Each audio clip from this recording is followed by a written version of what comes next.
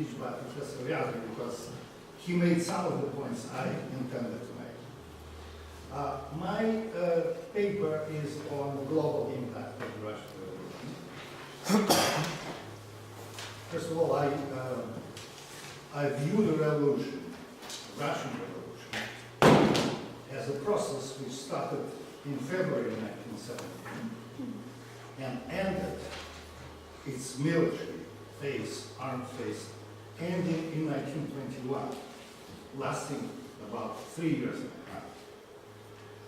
Calling it the October Revolution is a product of Bolshevik propaganda. On October 25th, 1917, nothing like a revolution happened in Petrograd or in Russia. There was an announcement at 10 a.m. in the morning on the radio made by Leon Trotsky on behalf of the Military Revolutionary Committee of the Petrograd Soviet, claiming that the temporary government, the temporary committee of the Duma was deposed.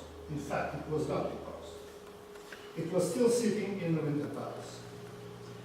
Prime Minister, the second Prime Minister of the temporary government, Alexander Kerensky, was on his way to Pskov. He was not in Petrograd. He escaped. He left the Winter Palace at 9 a.m., 9 o'clock in the morning, disguised in a uniform of a Serbian officer, in a car belonging to the American embassy, with an American flag on the car. So he was not arrested, and the government was still sitting there. There was nothing like storming of the Winter Palace on the top of the, nothing of the kind. The flying salvo of the battleship Aurora was in the night of October 26th. The government, most ministers of the government were arrested and put into the fortress at 2 a.m., 2 o'clock in the night. They did not resist the arrest.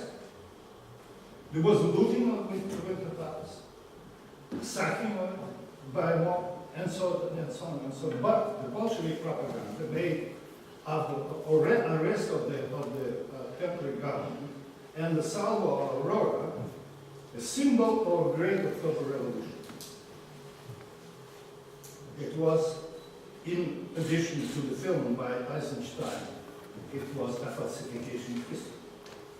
So, but to look what impact had Russian Revolution that started in February, with the introduction of a dual rule between the temporary committee of the Duma and the Soviets.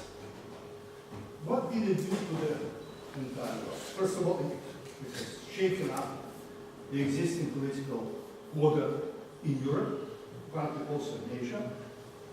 It led to creation, and I concentrate mainly on geopolitical changes due to, as a result of Russian Revolution. First of all, it created a number of proclamations of independent states on the territory of the Russian Empire, starting with Ukraine, Georgia, Armenia, Azerbaijan. In Central Asia, it was more complicated, and so on. And of course, the Declaration of Independence of Finland, under German protection, the Declaration of Independence in Estonia, Latvia, and Lithuania. That was the period, I would say, between 1917 and 1924.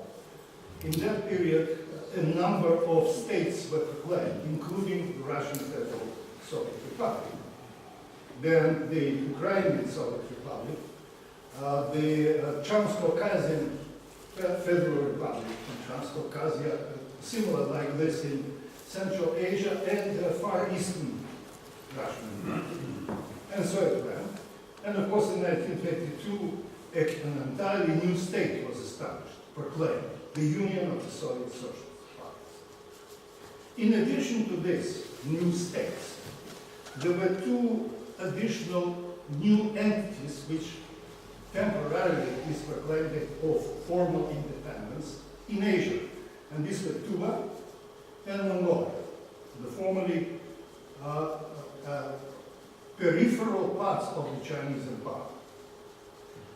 That stage ended actually in 1924.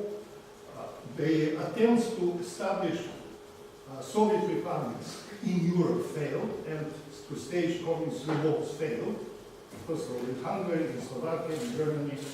In 1929, also in Yugoslavia, there was an attempt to a communist revolt, which failed. And so until 1939, 1940, there have been no additions to the number of Soviet states, or Soviet-like states. The new phase, and all these impositions of the Soviet systems were carried out on the pioneers by basically Russian Bolsheviks. The next phase, 1939-1946, is related to the Second World War, and that led, and of course I forgot to mention that the failure of communist, the imposition of communist systems or Soviet systems allowed for the, and was linked to the restoration of independence of Poland, in addition to, and also of course, to the declarations of independence of, I mentioned already, Finland, but also the three Baltic states. Now, in the period of 1939-1946, the Soviet system was extended to the three Baltic states. It was extended also to a part of Eastern Poland, which was annexed by the Soviet Union, and to a part of Romania, which was annexed also to the Soviet Union. These were the territorial extensions of the Soviet system. In 1945-1946, as mentioned Professor Vyagra, there were additions to the territory of the Soviet Union, that Eastern Prussia, then part of Czechoslovakia, part of Romania again, and so there was an attempt, unsuccessful attempt, to extend the Soviet-like system to northern Iran, and later also to Afghanistan. Now, this period, this period related to the Second World War, was followed by the period where there were no Soviet-like systems imposed, imposed directly by the Soviet army, but of course in that post-war period, 7 socialist or new people's democracies were established in Eastern Europe, starting with Eastern Germany, Poland, Czechoslovakia, Hungary, Romania, and Bulgaria, plus 2 socialist and new democracies established autonomously by Yugoslav and Albanian communists. Now, after that, they were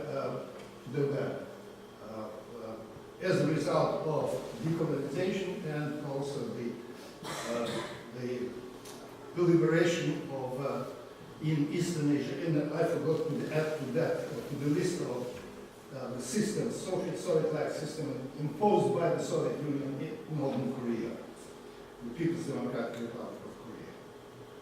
And later I will come to the last group of what is called socialist states. So these are the additions or the extensions of the Soviet-like systems into adjacent areas, to North, to Eastern Europe, Southeastern Europe, partly also to Asia. Now, the second part of that global influence of the Russian Revolution is ideological and political influence on other countries where the communists did not succeed in establishing, in grabbing power or establishing Soviet-like systems. That part of the activities of Russian Bolsheviks and Soviet communists were carried to a large extent by the Communist International, the organization which was founded in Moscow in 1919 and which officially functioned until 1943. It operated, its central institutions operated from Moscow, existed many organizations, and the activities of Comintern certainly had produced, in addition to the influence of the success of Russian Bolsheviks and the idealized picture of Soviet Russia, which has been developed, has been spread in many countries, including also the space of what became Yugoslavia.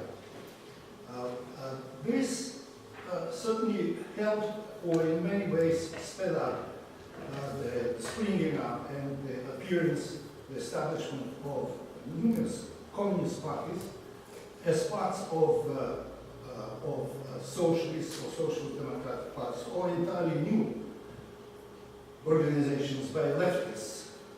This example of Soviet revolution also influenced also our land, Slovenia, and a person standing in front of you is in a way a result of the Russian Revolution.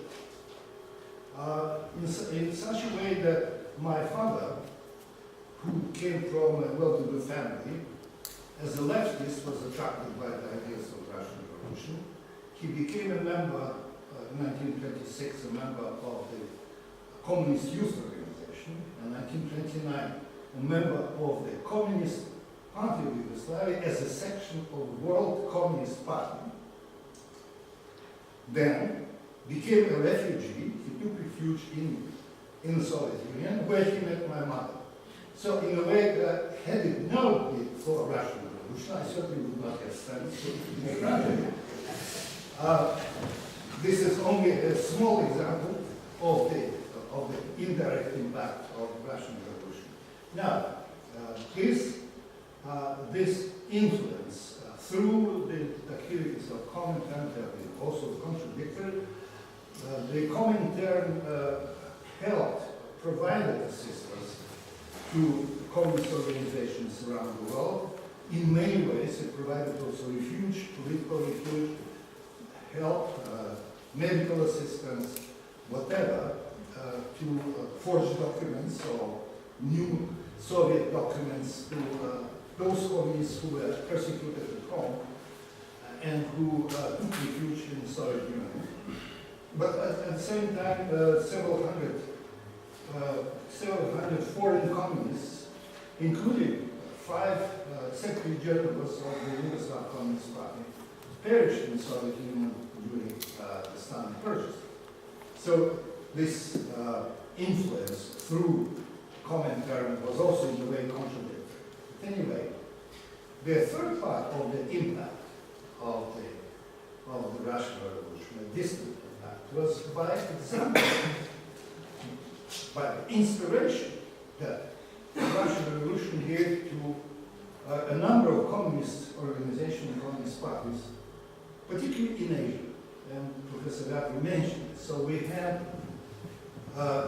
today, we have 5 states, all of them outside Europe, who call themselves socialist states, in which the ruling party is a communist party, where Marxist-Leninism is an official ideology.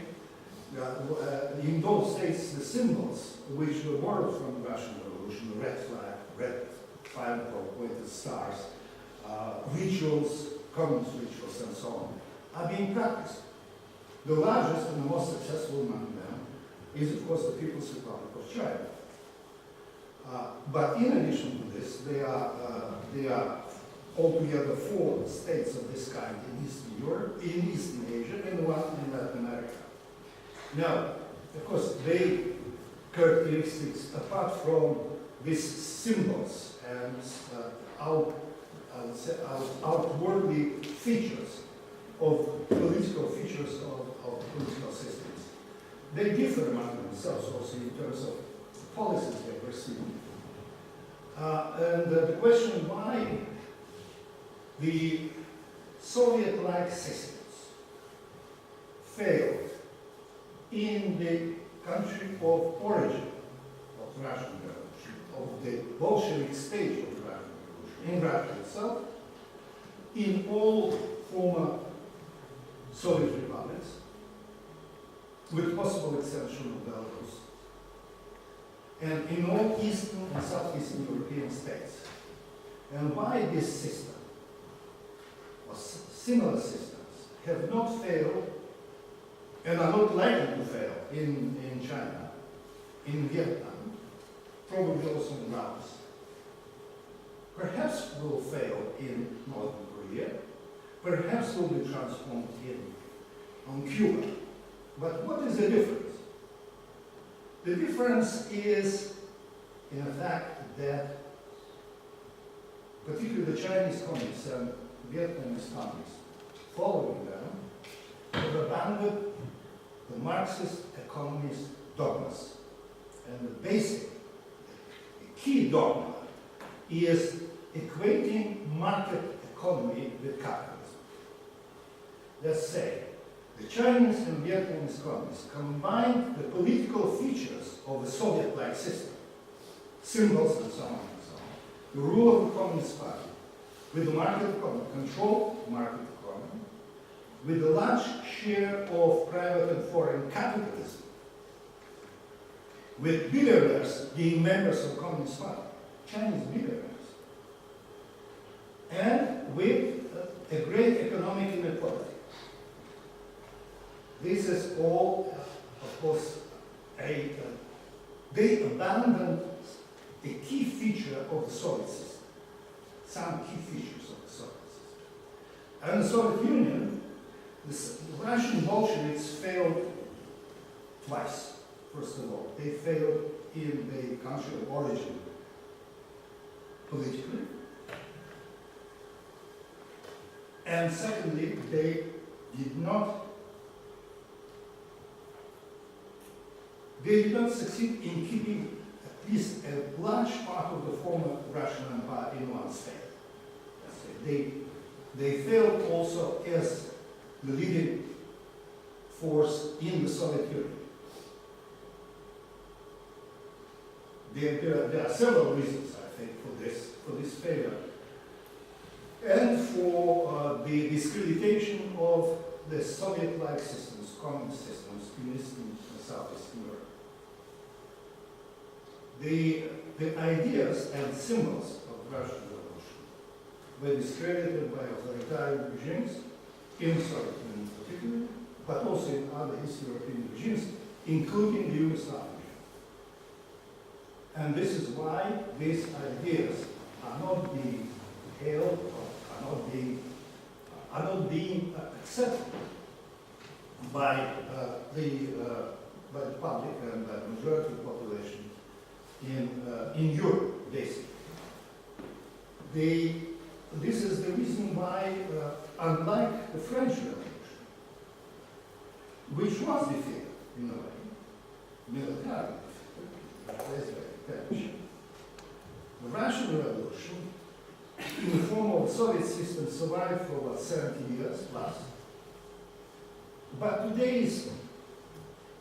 has been replaced by a counter-revolution, by a liberal counter-revolution. And unlike in France, where the French celebrate joyfully the 14th of July as the main national event, that's the event of the French Revolution, the post-Soviet regime in the Russian Federation abolished on November the 7th as a state holiday. It was erased from the roster of national events. And in a way, the regime, in a way, feel ashamed by the Russian Revolution. That's why there is no celebration of the Russian Revolution in Russia itself.